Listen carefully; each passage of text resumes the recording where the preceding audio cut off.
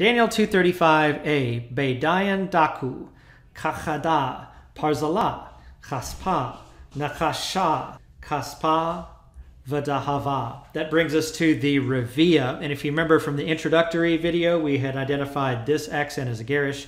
This is a paser, which means that there are breaks here and here in the reading caused by those disjunctive accents. Let's go to the beginning.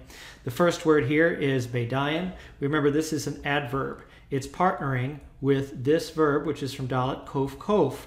It is a pa'al, perfect, third person, masculine, plural. Remember, it's a state of being crushed. So then they were crushed. Well, what was crushed? Well, let's continue reading. This is a kaf. The feminine form of the number 1 follows it.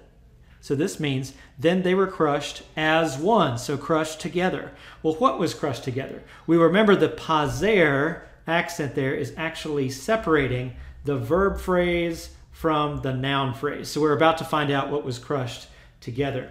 Parzala, that means the iron. And all of these constituent things here that are crushed together are going to have the determined state. So the iron, the clay, remember that's what the feet were made of.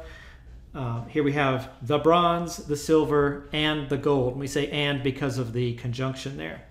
Now, we do have a little mystery we need to talk about, and that is, why is it that there's a disjunctive accent in the middle of these 5 ingredients of things that were crushed together as one?